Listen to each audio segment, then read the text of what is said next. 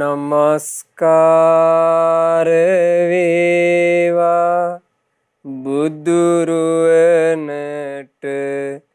සැමදා බුදු හිමි සරණ යමි.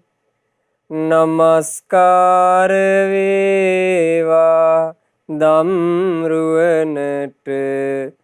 සැමදා සදහම් සරණ යමි. නමස්කාර වේවා සංඝරුවනට සැමදා මහා සංඝ සරණ යමි. නමස්කාර වේවා තුනුරුවනට සැමදා තිසරණ සරණ යමි.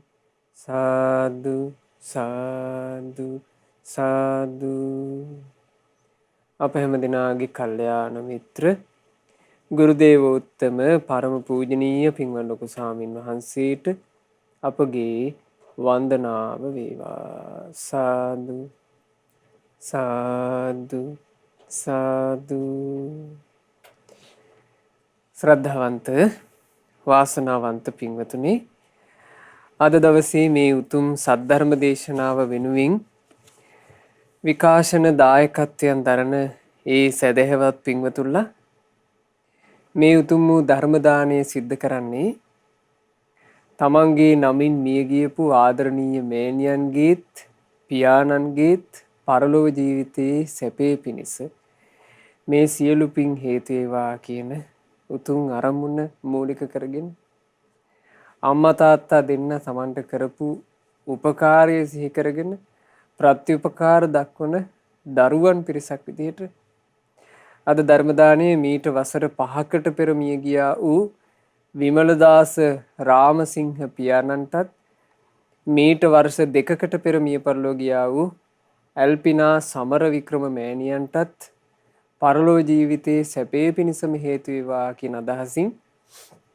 ධර්ම දානය සිද්ධ කරන්නේ ගල්කන්දේ වත්ත පට්ටියපොළ නෙටොල් පිටිය තංගල්ල කියන ලිපිනේ පදිංචි පින්වත් කරුණාසේන රාමසිංහ මහතා, අමරසේන රාමසිංහ, කුසුමාවති රාමසිංහ, ආර්යවති රාමසිංහ, ජී.ඒ. පේමාවති යන ඒ දෙමව්පියන්ගේ දූදරු පිරිස විසිනුයි අද ධර්ම දානය සිද්ධ කරන්නේ. ඒ නිසාම මා තීරණය කළා අද මේ අර්ථ රස පිරි ජාතක කතාව විදිහට අපේ ජීවිතයට ඉගෙන ගන්න වටින බොහොම සුන්දර අර්ථයක් ඉස්මතු වෙන ජාතක කතාවක් ඔබට කියා දෙන්න. මේ ජාතක කතාවේ නම සාලි කේදාර ජාතකය.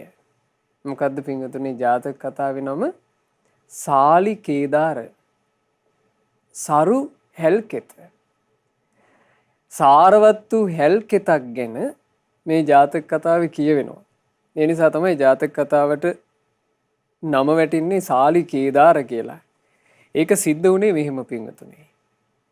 සැවැන් නුවර 80 කෝටියක ධනයට හිමිකම් කියපු එක්තරා තරුණෙක් බුද්ධ ශාසනය මහාන වෙන්න තීරණය කළා.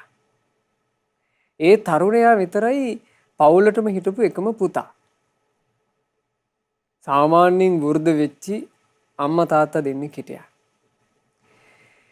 ඒ දෙන්නාට තමන්ගේ වැඩ කටයුත්තක් කරගන්න පුළුවන් කාලේ තමයි මේ පුතාට මහාන වෙන්න හිතෙන්නේ. ඉතින් පුතා අම්මා තාත්තා දෙන්න ළඟට ගිහින් කිව්වා අනේ අම්මේ තාත්තේ මේ බුදුරජාන් වහන්සේගේ සද්ධර්මයේ අහනකොට මට මහාන වෙන්න හිතුණානේ. මම මහානකමට හරි ආසයි කිව්වා.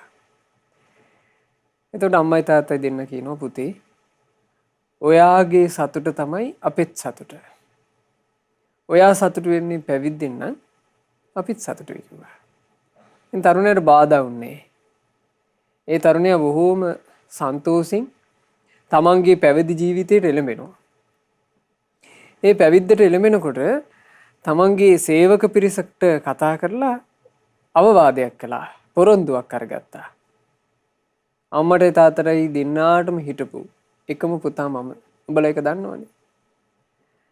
මම ගියාට පස්සේ උඹලා මගේ අම්මටයි තාත්තටයි දරුවෝ වෙන්න ඕන. හොඳට බලා කියා ගන්න ඕන. කිසි දෙයකින් අඩුවක් නොකරන්න ඕන. එහෙම මේ අම්මා තාත්තා වෙනුවෙන් වෙන්න ඕන සැලකිල්ල මේ තරුණ පුතා සේවකයන්ට බාර දුන්නා. බාර දීලා අම්මා තාත්තා දෙන්න ගැන අපේක්ෂා රහිතව කියලා කියන්නේ පින්වතුනි ඒ දෙන්නාට සැලකීම පිණිස මා කැපවිය යුතුයි කියන එක අදහස් සම්පූර්ණයෙන් හිතින් අත්හැරලා මේ තරුණයා මහාන වුණේ. මහාන වෙලා ධර්ම ඉගෙන ගත්තා. ධර්ම ඉගෙනගෙන වීරිය වඩන්ටය කියලා සැවැත් නුවරින් ටිකක් ඈතට වැඩම කළා. ඒ ඈත ප්‍රදේශයට වැඩියාට පස්සේ සැවැත් නුවර තොරතුරක්වත් ඒ ස්වාමීන් වහන්සේට ලැබෙන්නේ. දැන් මේ ස්වාමීන් වහන්සේ අවුරුදු 10ක් තිස්සේ වීරිය කළා. අර දුර ඈත ප්‍රදේශයට වීරිය වැඩිම පිණිස ගියාමයි අවුරුදු 10ක් විතර. ඒ කියන්නේ මේ තරුණයා අවුරුදු 20න් නම් මහණ වුණේ අවුරුදු 30 වගේ වෙනකන්.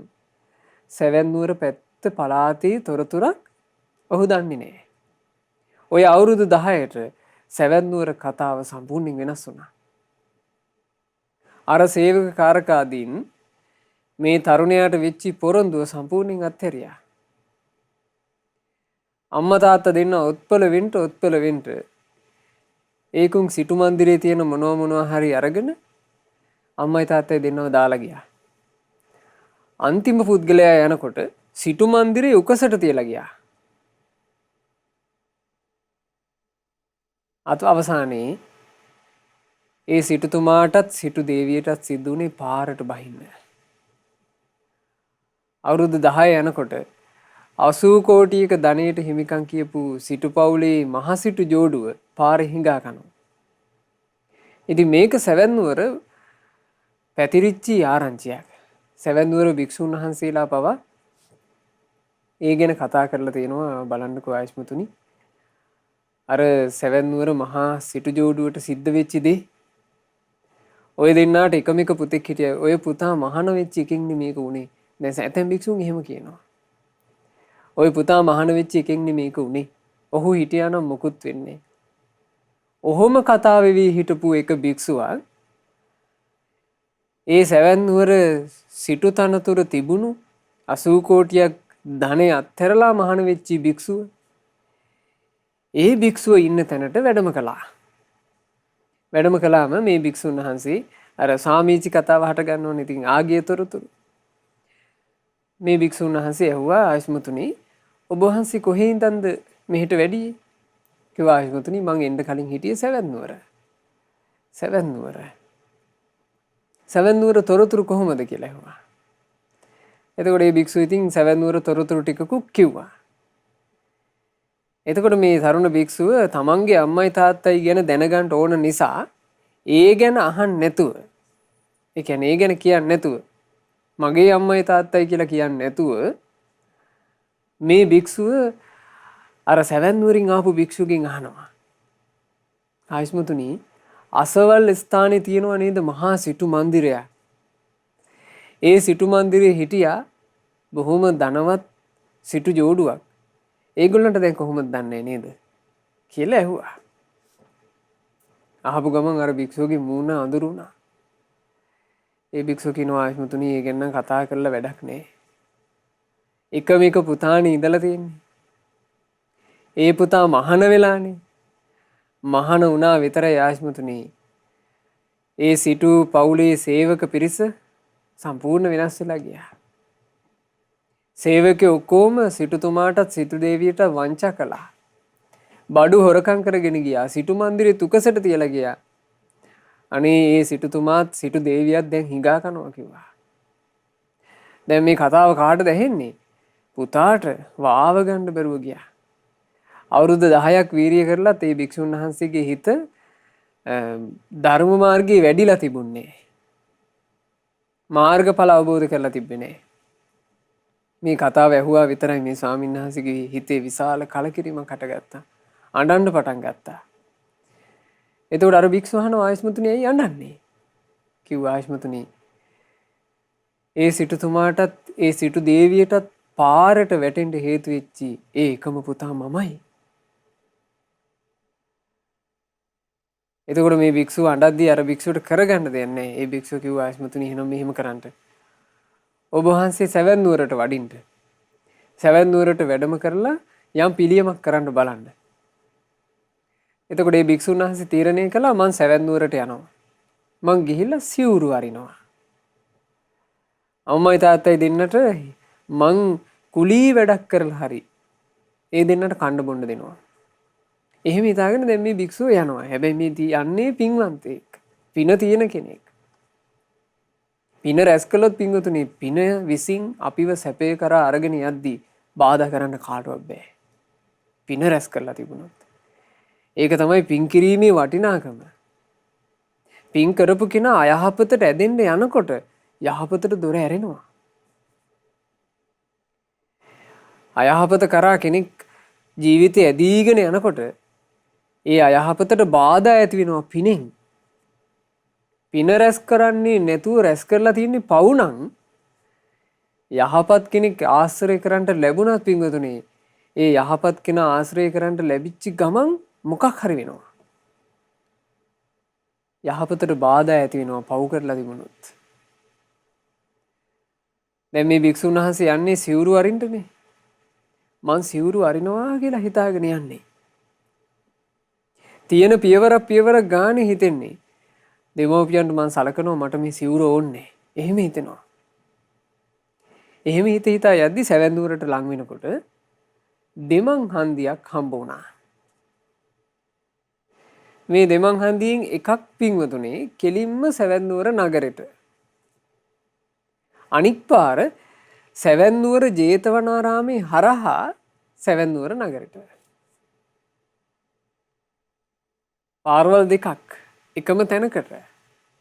හැබැයි එක පාරක ගියොත් සැවැත් නුවර ජේතවනාරාමේ හම්බ වෙනවා. නේ මේ භික්ෂුව තීරණය කරන්න ඕන මං ජේතවනාරාමයට ගිහින් සැවැත් නුවර ටවුන් එකට යනවද?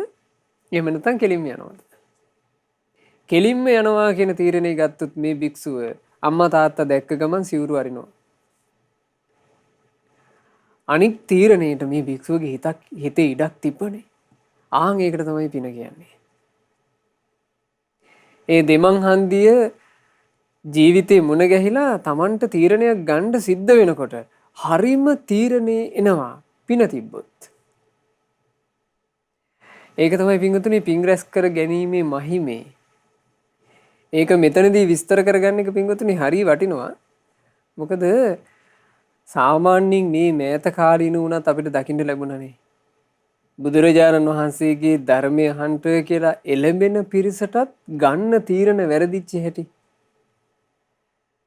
ඇතමෙක් බණ අහන්න ඕන කියලා තීරණේ අරගත්තේ ධර්මයේම කියන උතුමන්ගෙන්. ඇතමෙක් බණ අහන්න ඕන කියලා තීරණය කළේ අධර්මයේ කියන අසත්පුරුෂයෙක් ළඟ. ඇතමෙක් බණ භාවනාවක් කරගන්න ඕන කියලා හිතුවේ සත්පුරුෂයෙක් ළඟ. ඇතමෙක් තීරණය කළේ ඒක කරන්න අසත්පුරුෂයෙක් ළඟ. එතකොට මේ ගන්න තීරණ වලට බලපාන්නේ නැද්ද සංසාරේ තමන් රැස් කරපු දෙයක්? තමන් පින් රැස් කරා නම් යහපත් වෙන උදෙසා තමන්ගේ තීරණ එනවා. දහම් පොතක් කියවන්න ගත්තත් එහෙමයි පින්වතුනි. දහම් පොතක් කියවන්න ගන්නකොට පොත්වලට රුචිකත්වය හට ගන්නවා කියලා එකක් තියෙනවා. පින් තියෙන කෙනාට ධර්මයේම ලියවිච්චි පොත්වලට රුචිකත්වය හට ගන්නවා.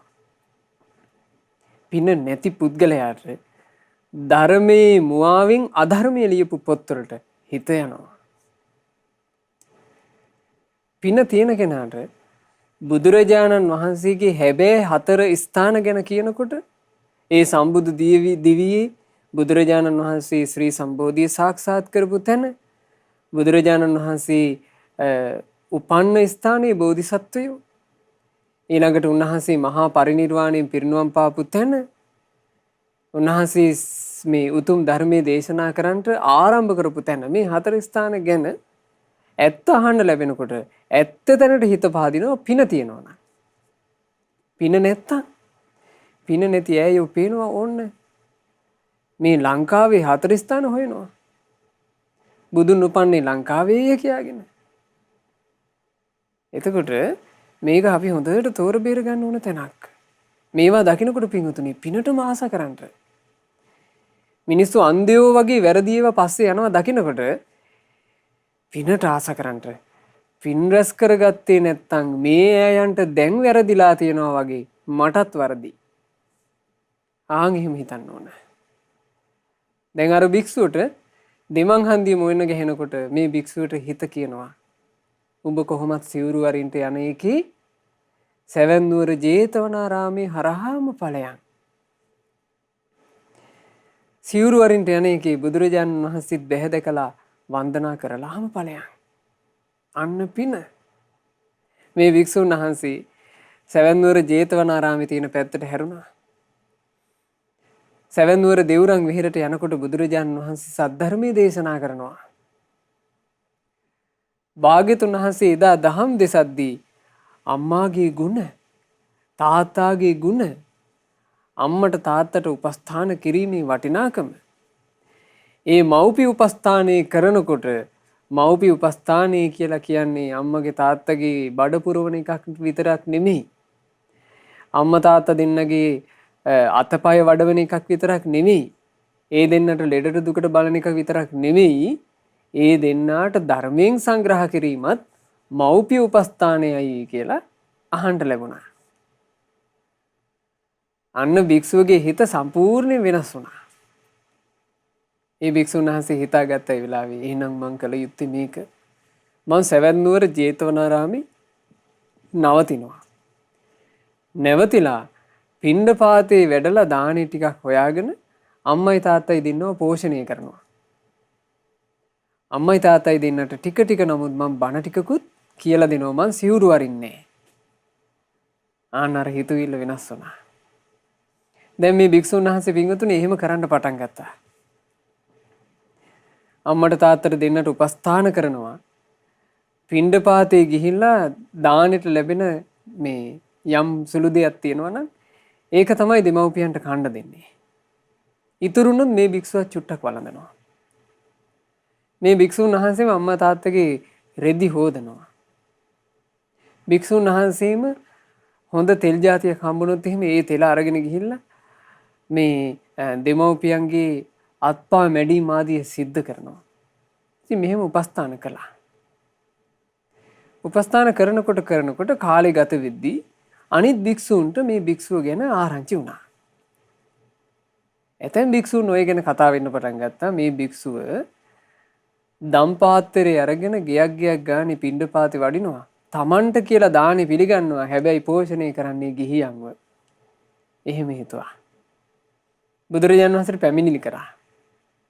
එතකොට භාග්‍යතුන් වහන්සේ පින්වතුනේ මේ භික්ෂුවව කැඳවනවා. කැඳෙව්වේ බුදුරජාණන් වහන්සේ මෙතනදී වටිනා දහම් අර්ථයක් ඉස්මතු කරන්නට පසුබිම තියෙන නිසා. බුදුරජාණන් වහන්සේ මේ භික්ෂුවගෙන් අහනවා, "ඇය භික්ෂුව, මේ භික්ෂුන් ඔබ ගැන කියනවා ඔබ දම්පාත්‍රයට ලැබෙන දානෙ ටිකෙන් ගිහියෝ පෝෂණය කරනවා කියලා. හැබැයිද භික්ෂුව?" "එහෙමයි ස්වාමීනි" කිව්වා. "ඇය භික්ෂුව, ඔබේ පෝෂණය කරන ගිහියෝ ඔබේ කවුද?" "ස්වාමීනි භාග්‍යතුන් වහන්සේ, මා මේ මනුස්ස ජීවිතේ ලැබුවේ යම් දෙදෙනෙකු නිසාද,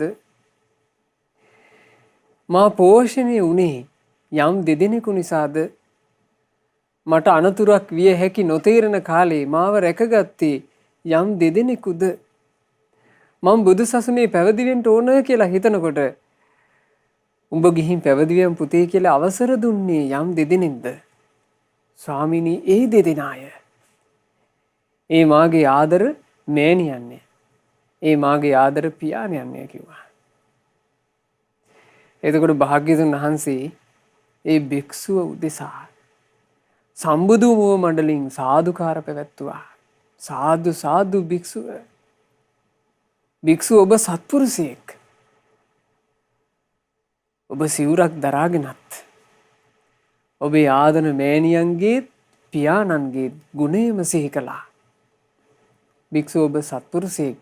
සත්පුරුෂයා විසින් මව්පිය උපස්ථානයම කරන්නේය. භික්ෂුව සත්පුරුෂයෙක් යම් තැනක සිටිනම් ඒ සත්පුරුෂයා සිටින තැන කෙලෙහි ගුණ සැලකීම තිබේ. කොයි ලෝකෙක වුණත් වෙන්න පුළුවන්. සත්පුරුෂයා ඉන්නවනම් සත්පුරුෂයාත් එක්ක බැඳිච්ච දෙයක් කෙලෙහි ගුණ දන්නා බව. සත්පුරුෂයාත් එක්ක බැඳිච්ච දෙයක් පින්වතුනි කෘතගුණ දන්නා බව. හොඳට මතක තියාගන්න. කෙලෙහි ගුණ දන්නා බවක් ඇද්ද? කෙලෙහි ගුණේ නිතර සිහි කරන බවක් ඇද්ද?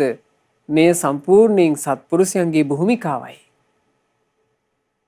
සත්පුරුෂයාගේ ජීවිතේ පිහිටන ප්‍රධානම ගුණය, මූලිකම ගුණය කෙලෙහි ගුණ දන්නා බව. බුදුරජාන් වහන්සේ වදාළ භික්ෂුව අතීතයේ සත්පුරුෂයෝ තිරිසන් යෝනිය උපදිද්දිත් මව්පිය උපස්ථානය කළා. එතකොට රැස් වෙලා හිටපු භික්ෂුන් වහන්සේලාට ආසාවක් උපදිනවා. තිරිසන් යෝනියේ හිටපු තිරිසනෙක් මව්පියන්ගේ ගුණ සිහි කරලා මව්පිය උපස්ථාන කළේ කොහොමද? ඒක අහගන්න ඕන කියලා.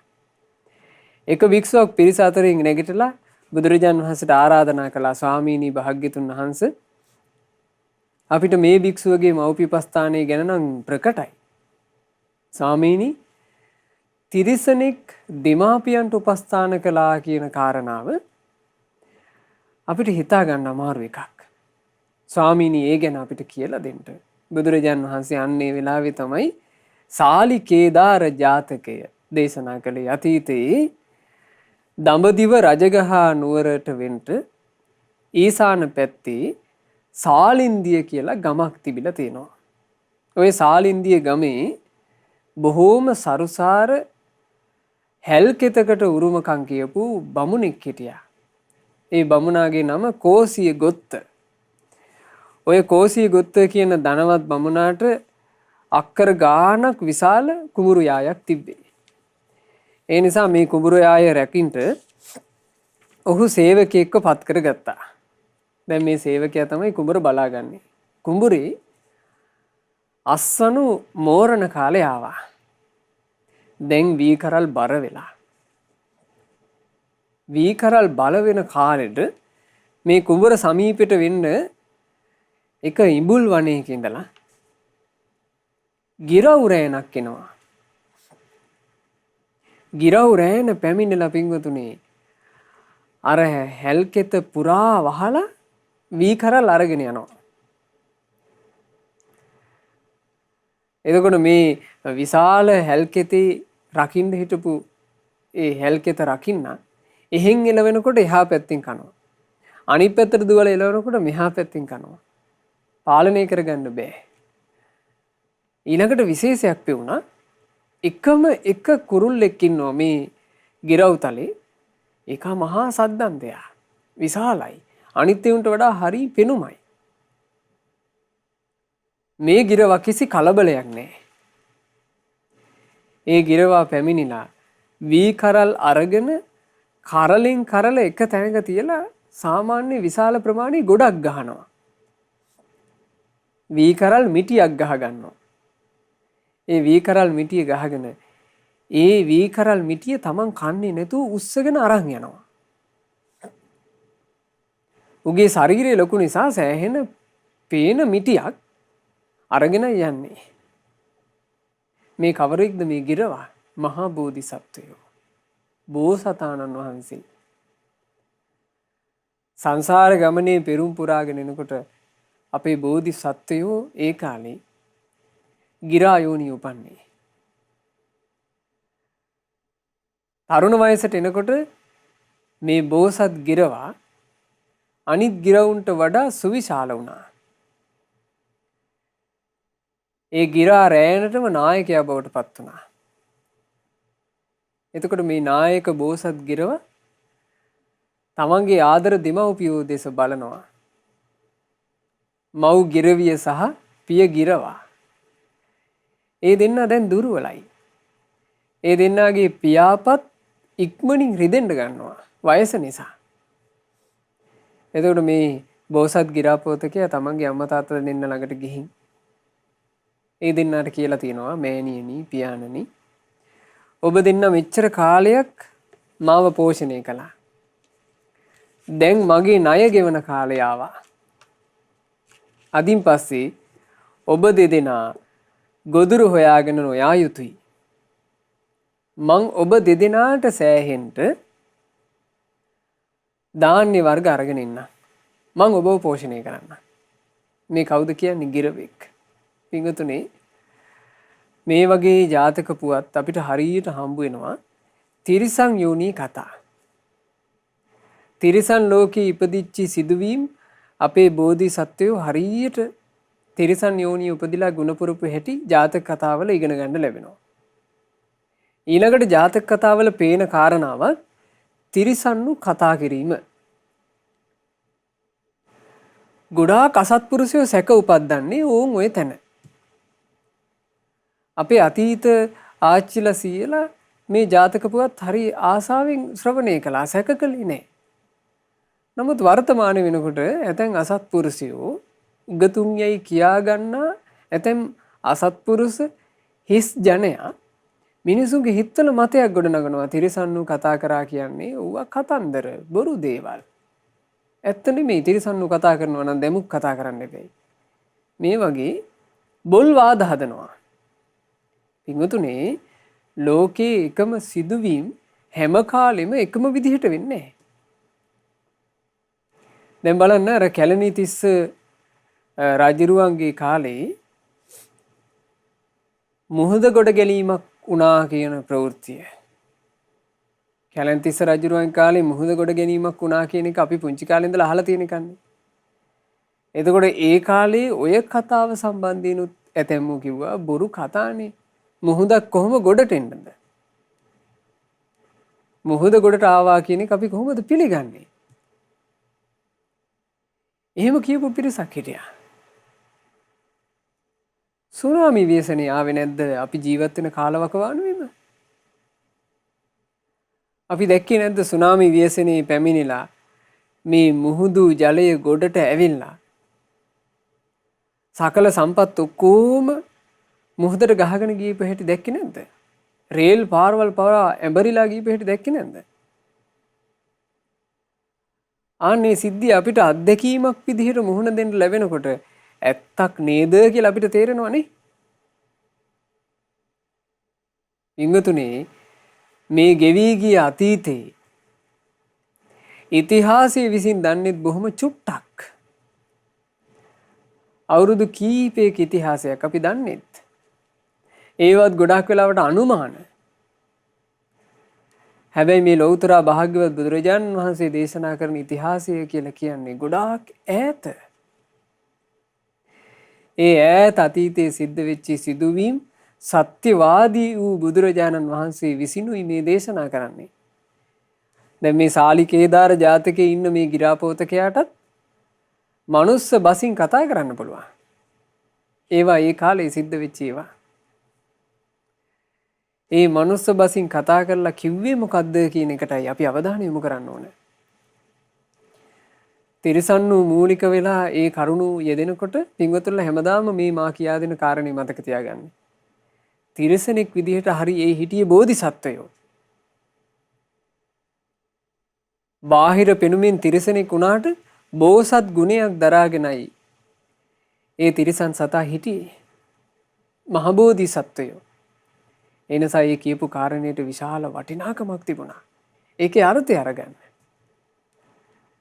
තිරිසන් සතෙක් වුණත් ඒ කියූ දේ අර්ථය අරගන්නයි ඕනේ.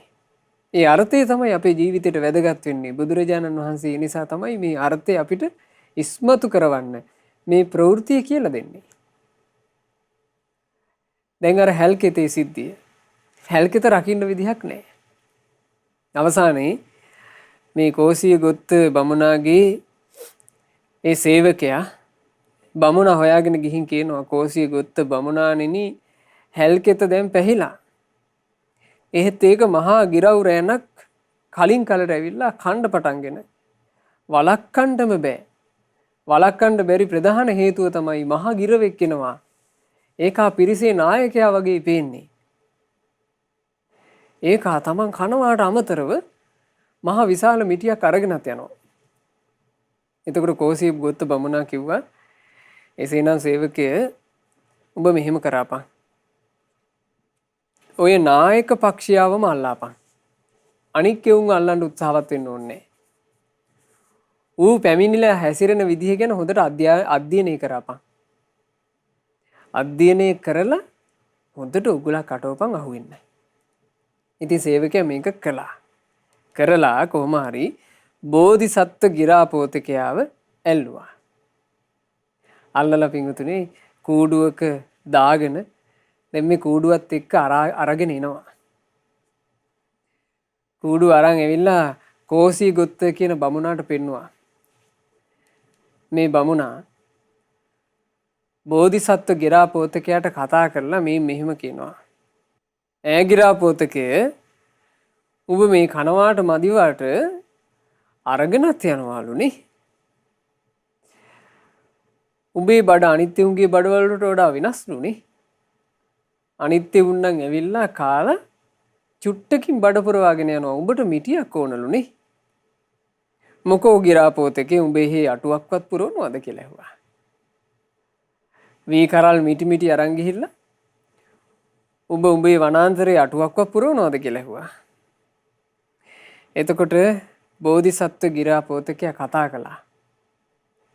ඒ ගිරාපෝතකයා කියනවා මෙහෙම නමේ වේරන් තයා සද්දින් බ්‍රාහ්මණය ඔහේ මාව අල්ලගත්තා. ඔහේ මාව ඇල්ලුවා කියලා ඔහේ ගැන අංශු මාත්‍ර වෛරයක්වත් කේන්තියක්වත් මගේ හිතේ නෑ කියලා දැනගන්න. මේ පුද්ගලයා මාව අල්ලගත්තනේ කියලා මට කේන්තියක් නෑ. කොට්ටෝ මයිහං නවිජ්ජති බමුණ මං එහෙ අටුකොටු පුරවන්නේ මං එහෙ වැඩක් කරනවා. මේ වී කරල් මිටි අරගෙන ගිහිල්ලා මං කරන දෙයක් තියෙනවා. මොකද්ද මං කරන්නේ? ඉනං මුංචාම මං ණයක් ගෙවනවා. ඉනං ධම්මි ඒ වගේම මං ණය දෙනවා. නිදිම්පි තත්ත නිදහාමි මං එහෙ නිදානයක් තැන්පත් කරනවා. ඒවන් ජානාහි කෝසිය කෝසිය ගොත්ත බමුණ මං ඔය කරන වැඩේ ගැන එහෙම දැනගන්න. වී කරල් මිටි අරන් ගිහිල්ලා මේ කරන්නේ මොකද්ද? ණයක් දෙනවා, ණයක් ගෙවනවා, නිදානයක් තැන්පත් කරනවා. හරි ලස්සන අර්ථයක්. බලන්න තිරිසන් සතෙක් වෙලා ඉද්දි තමයි මේ අර්ථයේ බෝධිසත්වෝ කියන්නේ. මං ණයක් ගෙවමි, මං ණය දෙමි, මං නිදානයක් තැන්පත් කරමි. මේ කෝසිගොත්ත බමුණට මේක දැනගන්න ආස හිතුණා. කෝසිගොත්ත බමුණ කියනවා ගිරාපෝතකයෝ දැන් මට කියපන්. කී දිසන්තේ ඉනං දානං උඹ කොහොමද ණය දෙන්නේ? ඉන මොකෝච කී දිසෝ උඹ කොහොමද ණයෙන් බේරෙන්නේ? නිදි නිදානමක්කාහි උඹ තැන්පත් කරන නිදානේ මොකද්ද කියපන්. අත පාසා පමුක්කසී ඔය කාරණා තුන මට පහදලා දුන්නොත් උඹව මං නිදහස් කරනවා. එතකොට මේ ගිරාපෝතකයා තමන් ණය දෙන හැටිත් තමන් ණය ගෙවන හැටිත් නිදානේ තැන්පත් කරන හැටිත් විස්තර කළා. මේ විස්තරයට කලින්ම මම ඔබට සිහිපත් කරනවා. පින්වතුනි මේක ඉගෙන ගත්තට පස්සේ ඔබත් හිතක් ඇති කරගන්න. එසේනම් මම ණය දෙමි. එමෙන්ම ණය ගෙවමි. එමෙන්ම මාද නිදානයක් තැන්පත් කරමි. බලන්නකෝ මේකේ අර්ථය. අජාත පක්ඛා තරුණා පුත්තකා මයිහ කෝසිය තේ මං භතා භරිසන්ති තස්මාතේ සං ඉනං දදේ. බමුණ මට දරුවෝ ඉන්නවා. පුංචි ගිරා පැට්ටෝ. ඒ ගිරා පැටවුන්ට තාම ඉගිල්ලෙන්න පුළුවන් කොමක් ඇත්තේ නැහැ. ඉතින් ඒ ගිරා පැටව කොහොමද රැකෙන්නේ? මං ගිහිල්ලා දෙන මේ හැල්වී ටිකෙන් තමයි ඒකුන් පණ රැකගෙන ඉන්නේ. මං ඒකුන්ට ණයක් දෙනවා. ඒකුන්ට බැරි කාලේ මං බලා ගන්නවා. මගේ දරුවන්ව බලාගෙන මං උන්ට ණයක් දෙනවා. පින්වතුනි අපේ දෙමව්පියෝ අපිට ওই ණය දුන්නේ නැද්ද? දෙමව්පියන්ගෙන් අපි ණය ගත්තේ නැද්ද? අම්මගේ ශරීරයේ රුධිරය කිරි බවට හැරවිලා අපි මේ කිරි ටික උරා බිව්වේ නැද්ද? අම්මගේ ඇඟෙන්ම අපි ණය ගත්තා. අපිට තේරෙන්නේ නැති කාලයක් තිබුණා. බඩ පුරව ගන්න කන්න ඕන කියලාවත් අපි දන්නේ නැති කාලයක් තිබුණා. ඒ කාලේ ඒ දෙන්න අපිට ණය දුන්නේ නැද්ද? ඒ ණය අපි ගත්තේ නැද්ද? හැමෝම අරන් තිනවා. හැමෝම මේ මනුස්ස ජීවිතේ ජීවත් වෙන අපි හැමෝම ওই ණය අරගෙන තිනවා. දෙමව්පියන්ගෙන් ණය ගැනීම දරුවෝ අනිවාර්යෙන් කරන එකක්. යම් දෙමව්පියෝ දෙදෙනෙක් දරුවා උපන්නට පස්සේ කුණු කාණුවකට විසික් කරලා ගියත් ඒ දරුවා දෙමව්පියන්ගෙන් ණය ගත්තා. ඒ මොකද්ද ණය ගැනීම? මේ වටිනා මනුස්ස ජීවිතය කියන එකට ඒ දරු පැටියාව ඉපැද්දුවේ ඒ අම්මයි තාත්තයි. ණයයි. ඒ දෙන්නාට ණයයි. අපි ණය අරගෙන තියෙනවා. කියනවා බමුණ මං ණය දෙන්නේ එහෙමයි. මගේ ඒ දරුවන්ට මං ආහාර පාන ගිහින් දෙනවා. ඒකුන්ව පෝෂණය කරනවා. ඔය තමයි මගේ ණය දීම. මාතා පිතාච මේ බුද්ධා ජින්නකා ගත යොබ්බනා තේ සන්තුණ්ඩේන හාතුන මුංචේ පුබ්බේ කතං ඉනං. බමුණ මට වයෝ වෘද්ධ දෙමව්පියෝ ඉන්නවා. මගේ ආදර මෑණියන් මගේ ආදර පියාණන් මේ වෙනකොට වයසට ගිහිල්ලා. ඒ දෙන්නාට තනියෙන් යමක් කරගන්න අමාරුයි. මං ඒ ඈයන්ව පෝෂණය කරනවා. ඔහොමයි මං ණය ගෙවන්නේ. ගොඩාක් මේ මනුස්ස ජීවිතේ ගත්තාම හැමෝම ණය අරගෙන තියෙනවා. ණය ගෙවන්නේ අතලොස්සයි. මනුස්ස ජීවිතේට එන හැම දරුවෙක්ම ණය අරගෙන ඉන්නේ. ණය පියවන්නේ අතලොස්සයි. දෙමව්පියන්ට සලකන්නේ අතලොස්සයි. දෙමව්පියන්ගේ ගුණ සිහි කරන්නේ අතලොස්සයි. මේ අය මට ණය දුන්නා කියලා ණය සිහිපත් කරගන්නේ අතලොස්සයි. පින්වතුනි ණය සිහිපත් කරගන්න. ණය ගෙවන්න. ඒ දෙන්නට ආදරෙන් ගෞරවයෙන් සලකන්න බුදුරජාණන් වහන්සේ දේශනා කළේ තමන්ගේ ජීවිත කාලේ පුරාම දරුවෙක් කළ යුතු අනිවාර්ය දෙයක් මව්පිය උපස්ථානය. මව්පියෝ ජීවත් වෙලා ඉද්දිත් උපස්ථාන කළ යුතුයි. ඒ දෙන්නා මිය පරලෝ ගියාට පස්සේ පරලොවටද සංග්‍රහ කළ යුතුයි. දැන් අද ධර්ම දානය කරන පින්වතුන්ලා කරන්නේ ඒකනේ. අග්‍ර වූ ධර්ම දානය සිද්ධ කරලා දෙමව්පියන්ගේ පරලෝ සැපේ පිණිස මේ පින අනුමෝදන් කරනවා. අඤ්ඤේපි තත්ථ සකුණා කීන පක්ඛා සුදුබ්බලා තේ පුඤ්ඤත්තිකෝ ධම්මි තං නිධින් ආහු පණ්ඩිතා. අපේ මේ ගිරා රෑනේ වැඩිහිටි ගිරව් ඉන්නවා ලෙඩ වෙච්චි. එතෙන් ගිරව් ඉන්නවා කියනවා වයසට පළච්චි ලෙඩ වෙච්චි ගිරව්. මං මේ අරගෙන යන ධාන්‍ය වලින් ඒ අයටත් සලකනවා. බමුණ ඔහේ අහලා නැද්ද? නුවණැත්තන්ගේ වචනයක්. යමෙක් වැඩිහිටියන්ට සලකනවා නම් යමෙක් රෝගීන්ට උපස්ථාන කරනවා නම් පින් වැඩෙනවා කියලා ඔහේ අහලා නැද්ද? මං ආන් ඒක තමයි මගේ ජීවිතේ රැස් කරන පින නම් වූ නිධානය. බලන්න පින්වතුනි ගිරවෙක් තිරිසනෙක් විදිහට බෝධිසත්වයෝ කියා දීපු වටිනා ජීවිත අර්ථය අද කාලේ මිනිස්සුන්ට මේ දැක්ම තියෙන මිනිස්සු කීයෙන් කී දෙනාද අද ඉන්නේ? මම ණය ගත්ත කෙනෙක්, මං ණය ගෙවිය යුතු කෙනෙක්, මේ ජීවිතය ඇතුලේ මං පින නම් වූ නිධානය රැස් කළ යුතුයි කියලා හිතන මිනිස්සු කොච්චර චුට්ටක් දැත්තේ මේ මනුස්ස ලෝකේ.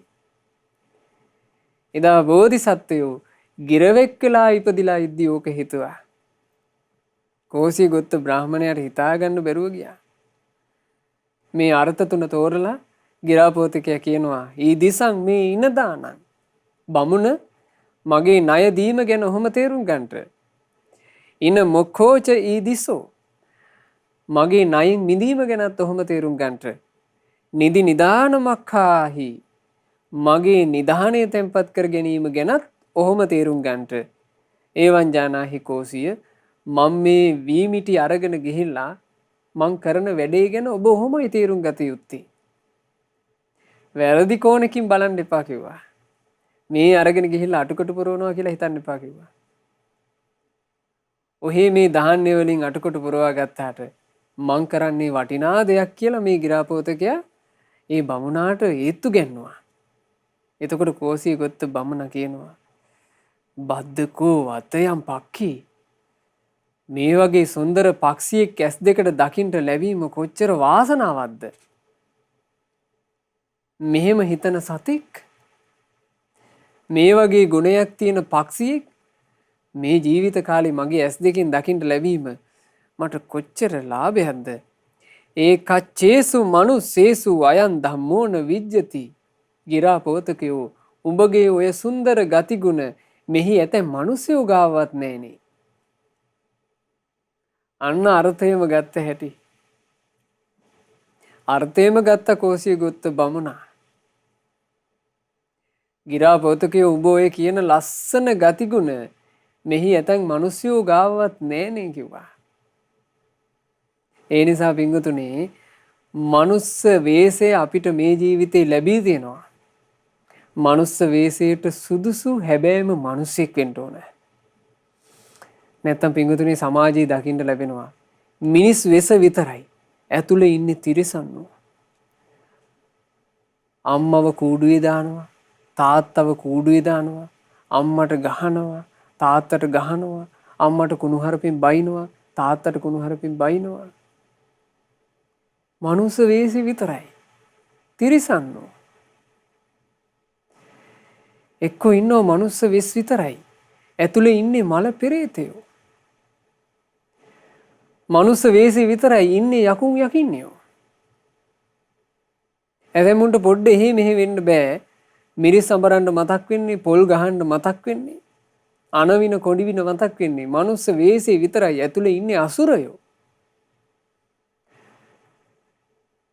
එතකොට බලන්න මේ අතරේ බෝධිසත්වයෝ කියන්නේ තිරිසන් වෙස. වේශය තිරිසන් වුණාට ඇතුලේ හිටියේ බෝධිසත්වයෙක්. ඔය ගැන මෙහෙමයි වින්වතුනි තේරුම් ගන්න ඕනේ. ඒ විදිහට අර්ථය පහදා ගත්තාම ඒ තිරිසන් යෝනියේ ඉද්දිත් බෝධිසත්වයෝ ගැන ගෞරවයක්ම හදවතේ හට ගන්නවා. කෝසියගොත්ත බමුණාට ඒ ගෞරවය හටගත්තා. කෝසියගොත්ත බමුණා කියනවා ගිරාපෝතකේ ඔබ අදින් පස්සේ ඒ තැන්වලට යන්න ඕනේ. ධාන්‍ය හොයාගෙන බොහෝ තැන්වලට යන්න ඕනේ. ඔබට මගේ හැල්කෙතේ ඕන තරම් ධාන්‍ය තියෙනවා. ගිරාපෝතකේ උඹ උඹේ ධර්මයේ කරගෙන ඵලයන්. උඹ ණය ගෙවාපන්. උඹ ණය දීපන්. උඹ නිධානය තැන්පත් කරාපන්. උඹ මගේ නිවසට පැමිණීම මට ගෞරවයක්. මගේ නිවසේ තියෙන උඹට සුදුසු ප්‍රණීත භෝජනීන් මං ඔබව ආගන්තුක සත්කාරයෙන් පුදනවා කියලා මේ බ්‍රාහ්මණයා බොහොම ප්‍රණීත විලඳ තිබ්බා. ඒ විලඳ මේ ගිරාපෝතකයාට කන්න දුන්නා. එතකොට බෝධිසත්ව ගිරාපෝතකයා ඒවා කාලා සතුටටපත් වෙලා පිටත් වෙලා යන්න කලින් මේ කෝසියගොත්ත බ්‍රාහ්මණයාට මෙන්න මෙහෙම කියනවා. බමුණ ඔබගේ ග්‍රහයේදී මට ආගන්තුක සත්කාර ලැබුණා. මට ඔබ ගැන ලොකු ඇල්මක් ගෞරවයක් හටගත්තා. ඒ නිසා මම ඔබට අවවාදයක් කරන්නම්. නික්කිත් දණ්ඩේසු දදාහි දානං බහා තබන ලත දඬු ඇති උතුමන් කෙරෙහි දන් දෙව. ඒ කිවි කාටද පින්වතුනි? ඍෂිවරුන්ට, පැවිද්දන්ට, ශ්‍රමණයන්ට දන් දෙන්න කිව්වා. ඒ කාලේ බුද්ධ ශාසනයක් තිබ්බ කාලේ නෙවෙයි සංගරුවන වැඩ හිටියේ නෑ. ඉතින් ඒ නිසා කියනවා ඍෂිවරුන්ට බහා තබන ලද දඬු ඇති කියන්නේ ප්‍රාණඝාත ආදීන් වින්විච්චි ඍෂිවරුන්ට දන් දෙන්න කිව්වා. ඊළඟට ජින්නේච මාතා පිතරෝ බරස්සු වයසට ගියපු අම්මා තාත්තා දෙන්නාට හොඳට සලකන්න. මම ඔබට කරන අවවාදය උන්නෝක. එහෙම කිව්වා. එතකොට මේ බ්‍රාහ්මණයා මේ ගිරාපෝතකයට කියනවා මට කොච්චර ලාභයක්ද මගේ නිවසට ශ්‍රියාකාන්තාව ආවා වගේ. බලන්නේ කියන වචනේ. අද මට ශ්‍රියාකාන්තාව පැමිණියා වගේ මේ සොඳුරු බස් පවතන ගිරා පෝතකයාගේ වචන අහලා මගේ හිතට පින් කරගන්න ඕන කියන අදහස උපන්නා. ඒ නිසා ගිරා පෝතකය මම ඔබ වගේම ණය දීපු කෙනෙක්. හැබැයි මං ණය දීම විතරයි කළේ ගිරා පෝතකය. මම ණය ගෙවීම ගැනවත් නිධානය තැන්පත් කර ගැනීම ගැනවත් අවධානයකින් නෙමෙයි හිටියේ. ඔබේ අවවාදය නිසා මං අද පටන් ණය ගෙවන්න පටන් ගන්නවා. මං අද පටන් නිධානය තැන්පත් කරන්න පටන් ගන්නවා කියලා ඒ කෝසියගොත්ත බමුණා එදා ඉඳලා තමන්ගේ ජීවිතයේ උතුම් ගුණධර්ම ආරක්ෂා කරන්න පටන් ගත්තා කියනවා. නිධානිකුත් තැන්පත් කළා. තමන්ගේ ණයත් ගෙවුවා. ඒ කියන්නේ අම්මා තාත්තා දෙන්නට හොඳට සැලකුවා. මරණින් මත්තේ කෝසියගොත්ත බමුණා සුගතිය උපන්නා. මහා බෝධිසත්වයොත් ගිරාපෝතකයා වෙලා ඉඳලා අච්චර ගුණධර්ම සහිතව ජීවිතය ගත කරලා ඒ ගිරා යෝනියෙන් චුත වෙනකොට සුගතිය උපන්න. බුදුරජාණන් වහන්සේ ওই කාරණේ විස්තර කරලා වදාලා මහණෙනි ඒ කාලේ කෝසිය ගොත්ත බ්‍රාහ්මණයා වෙලා හිටියේ අපේ මේ ආනන්දයන්. කෙත් රකින්න ක්ෂේත්‍ර පාලකයා වෙලා හිටියේ චන්න අමාත්‍යා. ඒ කාලේ ගිරා පෝතකයා විදිහට මා සිටිනකොට මගේ ආදර මෑණියන් පියාණන් උනේ සුදවුන් මහරජුරුවොත් මහා මායා බිසෝන් වහන්සේත් කියලා බුදුරජාණන් වහන්සේ මේ අර්ථයේ අනුසන්දි ගලපා වදාලා. ඉතින් මේ ජාතක පුවත දේශනා කරලා අවසන් වෙනකොට පින්වතුනි මව්පියන් පෝෂණය කිරීමට කැපවී සිටපු අර භික්ෂුව ධර්ම ප්‍රීතිය උපදව ගත්තා. බුදුරජාණන් වහන්සේ මොහොතේ චතුරාර්ය සත්‍ය ධර්මයේ දේශනා කළා. ඒ දේශනාව අවසානයේ මව්පිය උපස්ථානය කරපු භික්ෂුවත් තව භික්ෂුන් වහන්සේලාත් සෝතාපන්න ඵලය සාක්ෂාත් කළා. ඊටාම ඵල සහිත ජාතක කතාවක්. මේ ජාතක කතාවේ කියා දීපු අර අවවාදී හොඳට හිතට ගන්න. පින්වතුනි අපි හැමෝම ණය අරගෙන ආපු අය. අපිට දෙමව්පියෝ ණය දුන්නා. ණය ගෙවන්න පටන් ගන්න. තමන්ගේ දරුවන්ට ඔබ ණය දෙනවනේ. ඒ ණය දෙන අතරේ තමන්ගේ ණය මතක් කරගන්න. ඒ ණය මතක් කරගෙන ණය ගෙවන්න පටන් ගන්න. මේ ජීවිතේ තියනකම් ණය ගෙවන්න. ඔබේ ජීවිතේ යම් තාක් තියනවාද ඒ තිබෙන තාක් ණය ගෙවන්න. මොකද මේ ජීවිතේ මේ මොහොතේ ගන්න හුස්ම පොදකටත් අපි අම්මා තාත්තට ණයයි. ඒ නිසා හැමතිස්සෙම ණය ගෙවන්න. ඊළඟට මරණින් මත්තේ යනකොට අරගෙන යන්න නිධානය තැන්පත් කරන්න පින. දන් දීලා පුණ්‍ය නිධානය රැස් කරන්න. සිල් රැකලා පුණ්‍ය නිධානය රැස් කරන්න. සිත එකඟ කරගෙන භාවනා කරලා පුණ්‍ය නිධානය රැස් කරන්න. වැඩිහිටියන්ට උවටන් කරලා පුණ්‍ය නිධානය රැස් කරන්න. මේ කාලේ බුද්ධෝත්පාද කාලයක් නිසා සෑය බෝධිය තියනවා වන්දනා කර කර පුණ්‍ය නිධානය රැස් කරගන්න. සිත කය වචනයෙන් පින් කරගෙන පුණ්‍ය නිධානයක හිමිකාරය වෙලා පින්වතුන්ලා හැමදෙනා ජීවිත සැපවත් කරගන්න උත්සාහවත් වෙන්න. අපි හැමදෙනාට ගෞතම බුදුරජාණන් වහන්සේගේ ශාසනය මුණ ගැහිච්ච මේ ජීවිතේ පිහිට පිළිසන්න රැකවරණය හදාගන්න වාසනාව ලැබෙත්වා. සාදු සාදු සාදු. අප විසින් රැස් කළා වූ සියලුම පුණ්‍ය ධර්මයන් සග්දෙවිඳුන් සතරවරම් දෙවිවරුන් සෙම්පති දෙවියන් ප්‍රධාන සියලු දෙවියෝ සතුටින් අනුමෝදන් වෙත්වා. පින් අනුමෝදන් වන දෙවියෝ දිව්‍ය සැපයෙන් දිව්‍ය ආශ්චර්යයෙන් වැඩෙත්වා. දෙවියන්ගේ නිරන්තර රැකවරණයත් ආශිර්වාදයත් අප හැම දිනාටම දෙවියෝ සලසත්වා. දෙවියෝද සංසාර දුකින් අත මිදෙත්වා. සාදු සාදු සාදු. රැස්කල උදාරතර පුණ්‍ය ධර්මයන් ගුරු දේවෝත්තම කල්යාණ මිත්‍ර පරම පූජනීය පින්වත් ලොකු ස්වාමින් වහන්සේට අනුමෝදන් වෙත්වා. ගුරු දේවයන් වහන්සේ නිදුක්ව නිරෝගීව දීර්ඝායුෂ සම්පන්නියම ලබත්වා. මේ ගෞතම සාසනය තුලම උතුම් වූ චතුරාර්ය සත්‍ය ධර්මය පරිපූර්ණ වශයෙන්ම අවබෝධ කරගන්නට වාසනාව ලැබෙත්වා. සාදු සාදු සාදු. රැස් කරගන්නට යෙදුනා වූ මේ සියලු පුණ්‍ය ධර්මයන් අද දවසේ මේ උතුම් ධර්ම දානමේ පින්කම සිදු කරන ඒ සුපින්වතුන්ලා බලාපොරොත්තු වෙන ආකාරයෙන්ම මීට වසර 5කට පෙර මිය පරලෝ යන්ට යෙදුනා වූ ආදරණීය පියාණන් වන විමලදාස රාමසිංහ පියාණන්ටත් මීට වර්ෂ 2කට පෙර මිය පරලෝ යන්ට යෙදුණු පින්වත් එල්පිනා සමරවික්‍රම මෑණියන්ටත් සියලු පුණ්‍ය ධර්මයෝ අනුමෝදන් වෙත්වා අනුමෝදන් වෙත්වා අනුමෝදන් වෙත්වා. ඒ ආදරණීය දෙමව්පියන්ගේ පරලෝ ජීවිතේ මේ පුණ්‍යානුමෝදනාවෙන් සුඛී සුවපත් භාවයටම පත්වෙත්වා. ජී.ඒ. පේමාවතී මහත්මියගේ නමින් මීට වසර 40කට පෙර ඉහළහා වත්තේ පදිංචිව සිට මිය පරලෝ යන්ට යෙදුණු පින්වත් ගුණසේකර අබේසිංහ මාටින් මහත්මයාටත් SKA නිරෝසා සංජීවනී දියණියටත් ජී.ඒ. ආර්යදාස සහෝදරයාටත් ජී.ඒ. සීතා සහෝදරියටත් මේ සියලු පුණ්‍ය ධර්මය අනුමෝදන් වෙත්වා. තමන්ගේ නමින් මිය ගියා වූ සියලු ඥාති සමූහයාට පින් අනුමෝදන්ව ඥාතීන්ගේ පරලෝ ජීවිත සැපයටම පත්වෙත්වා. ඉක්මන් භවයකදීම සංසාර දුකින් නිදහස් වෙන්න වාසනාව ලැබෙත්වා කියන ප්‍රාර්ථනාවෙන් පින් අනුමෝදනා සිදු කරන්න.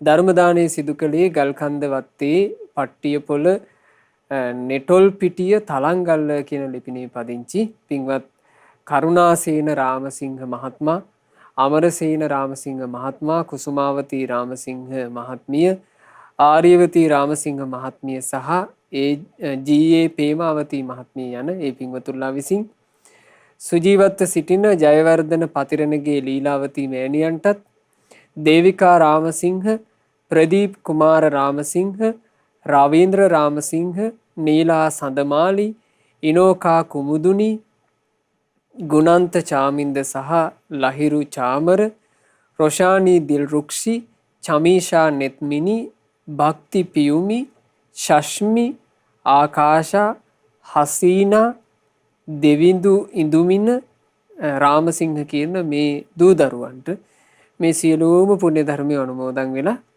මේ සෑම සියලු දෙනාට නිදුක් නිරෝග සුවයම සැලසේවා, දීර්ඝායුෂ සම්පන්නියම සැලසේවා. ධර්ම දානයේ සිදු කළා වූ ඒ සුපින්වතුන්ලාගේ පවුලේ සියලු දෙනාට සියලු පුණ්‍ය ධර්මයන්ගේ ආශිර්වාදයෙන් සියලු යහපත සියලු අභිවෘද්ධිය සැලසේවා.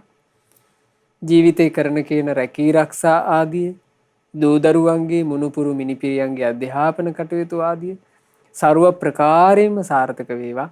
පින්වතුන්ලාට මේ ධර්ම දානමේ පිනේ ආශිර්වාදයෙන් තවදුරටත් ජීවිතේට බාධා කරදර වලින් තොරව සුවසේ පින් කර ගන්නට ලැබේවා. සුවසේ ධම්මග දියුණු කර ගන්නට අවකාශ සැලසේවා. තමන්ගේ ජීවිත තුළ මේ ජීවිත කාලේ රැස් කරගත යුතු උතුම් නිධානය වන පුණ්‍ය නිධානය නිදුකින් රැස් කර ගන්නට හැම දිනාට අවකාශ ලැබෙත්වා. ධර්ම දානයේ සිදු කරපු පින්වතුන්ලාටත්, ශ්‍රද්ධා මාසික ධර්ම දාන සමාජික පින්වතුන්ලාටත්, ශ්‍රද්ධා කාර්ය මණ්ඩලයේ සියලු දෙනාටත්, ධර්මයේ ශ්‍රවණය කරපු සුපින්වතුන්ලා හැම දෙනාටත් මේ ගෞතම සාසනය තුළම චතුරාර්ය සත්‍ය ධර්මය අවබෝධ කරගන්නට වාසනාව ලැබෙත්වා. හැම දිනාටම තෙරුවන් සරණයි. නමෝ බුද්ධාය. මෙවැනි වටිනා ධර්ම දේශනා ශ්‍රවණය කිරීමට ශ්‍රද්ධා ඩේලි YouTube චැනලය සබ්ස්ක්‍රයිබ් කරන්න.